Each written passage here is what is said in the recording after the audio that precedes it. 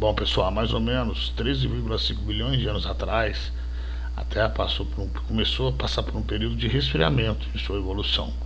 Isso permitiu com que se formasse a água, né, em grandes regiões aí na nossa superfície. E nesse momento, a nossa atmosfera praticamente não existia o oxigênio. Ela era composta provavelmente de metano, amônia, gás de hidrogênio e vapor d'água, tá? Mas ela ainda estava sob incidência de várias descargas elétricas que fornecem energia para o material, para a matéria inorgânica. E também não existia camada de ozônio, do gás ozônio. Isso favorecia a entrada abundante de ultravioleta, uma alta incidência deles, que promove reações químicas, tá? E formando nessa atmosfera, com essas reações, moléculas maiores, mais pesadas, né? Moléculas orgânicas, né? Já de material orgânico.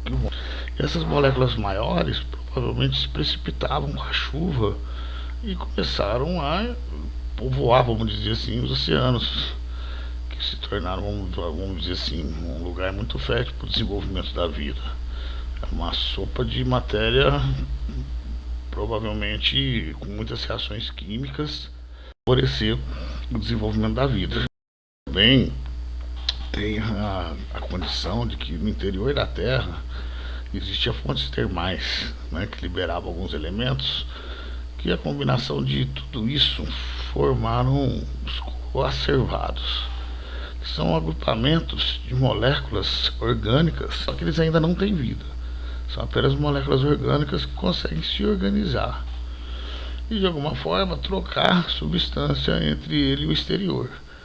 E essa troca de substância entre o interior desse agrupamento e o exterior pode ter, dentro desse interior aí, né, ocorrido reações químicas tais que fez com que eles se organizassem de uma forma cada vez mais complexa e de alguma forma a presença de ácido nucleico nesse ambiente promoveu a possibilidade deles se autorreplicarem, dando origem a uma célula bem primitiva que já podemos chamar de vida, porque ela consegue fazer uma autorreplicação, né? Então é uma das hipóteses, né, e a mais aceita hoje em dia sobre a origem da vida.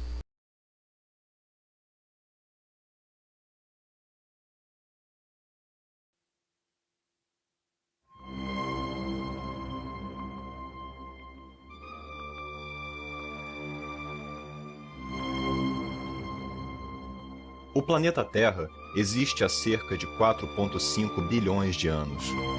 Há aproximadamente 3,8 bilhões de anos, algas e bactérias fotossintéticas anaeróbicas produziam oxigênio. O oxigênio produzido por esses pequenos seres deixou a água e chegou à atmosfera.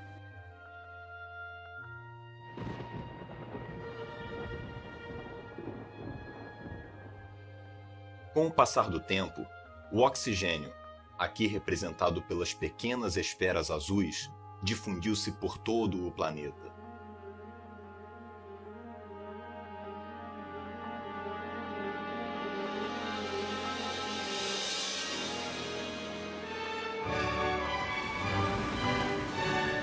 Em alguma data que não se pode determinar, surgiram as células eucariotas, ou seja, com um núcleo, uma organela especializada contendo um material genético, o ADN.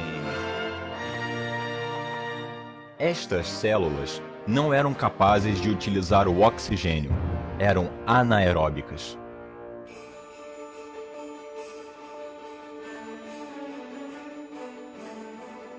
Dentre as diversas células existentes, algumas eram capazes de utilizar o oxigênio, mas eram a minoria. O aumento de oxigênio na água tornou o ambiente desfavorável para a maioria das células anaeróbicas que não eram capazes de utilizá-lo.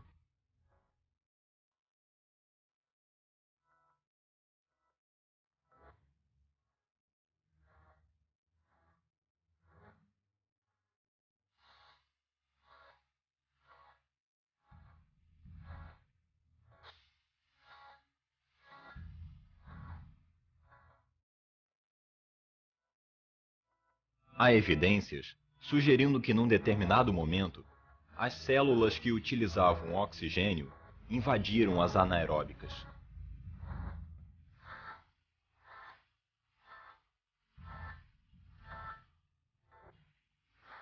As células invasoras se tornaram as mitocôndrias. Dessa associação surgiram as células aeróbicas, com pelo menos duas organelas diferenciadas, o núcleo e a mitocôndria. Com o passar do tempo, deram origem a muitas espécies, inclusive os animais e o homem.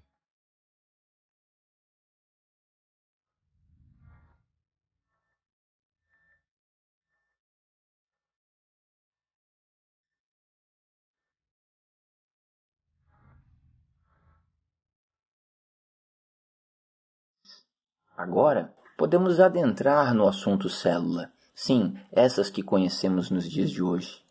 As células podem ser definidas como as menores unidades estruturais e funcionais de todos os seres vivos.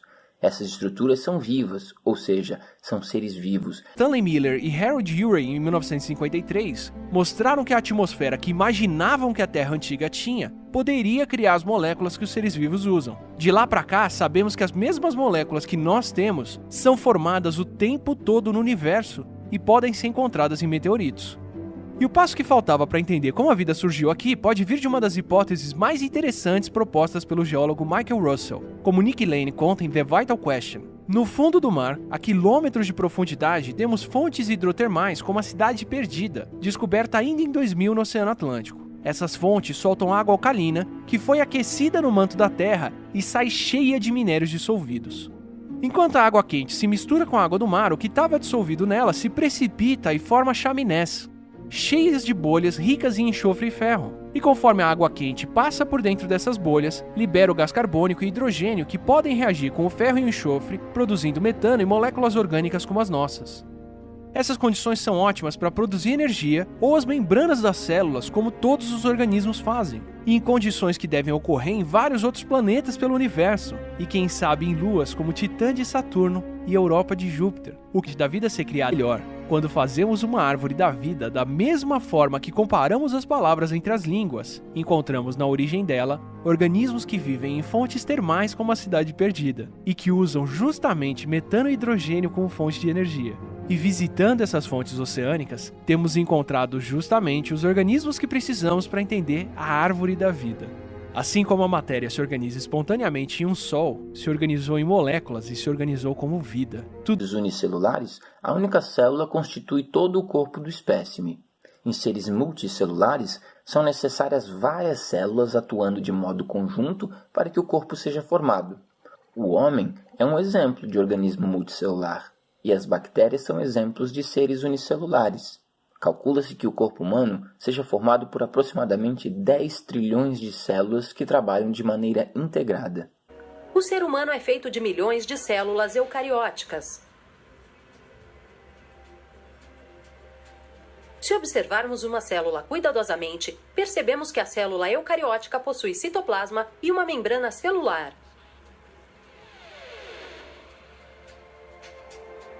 Esta membrana é uma bicamada lipídica e proteica, apresentando inúmeros canais de proteínas que regulam a entrada e a saída de substâncias.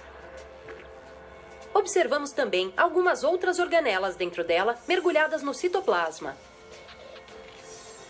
A estrutura mais importante é o núcleo. Ele possui poros na carioteca, que ajudam no transporte de substâncias para dentro e para fora do núcleo.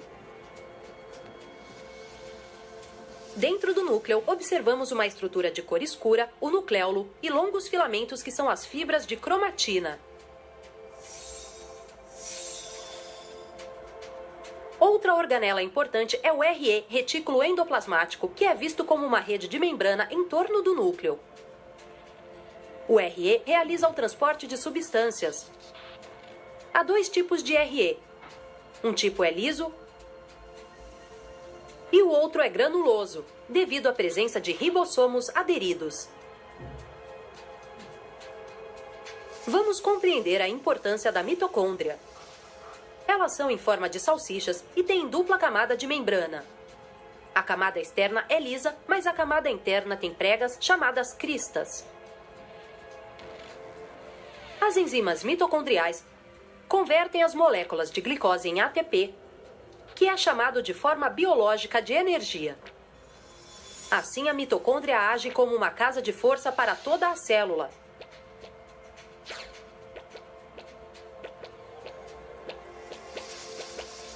O complexo golgiense é uma pilha de vesículas achatadas.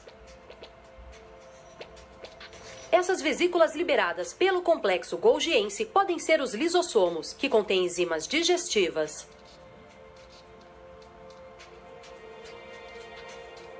Estes lisossomos atuam no mecanismo de digestão intracelular, digerindo os corpos estranhos que foram fagocitados por ela.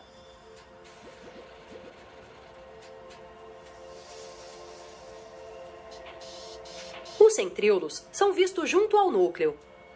Eles são em número de 2 e estão dispostos perpendicularmente uns aos outros. Os centríolos desempenham um papel importante na divisão celular. Assim, a grosso modo, podemos dizer que o átomo forma as moléculas inorgânicas e que, dependendo da situação ambiental e dos elementos presentes, irão formar também as moléculas orgânicas, que se unem em aglomerados moleculares e que irão dar origem aos coacervados, grande conjunto de moléculas que, com o passar de muitos anos, irão dar origem às células primitivas, primeiro as procariontes e depois as eucariontes, que farão parte da constituição física de todos os seres vivos. Essa é ainda hoje a mais aceita das teorias sobre o surgimento das células e da vida no planeta Terra. Todos os seres vivos compartilham várias moléculas como o DNA. Então podemos assumir que pelo menos os ancestrais de todos os seres vivos também compartilhavam essas moléculas.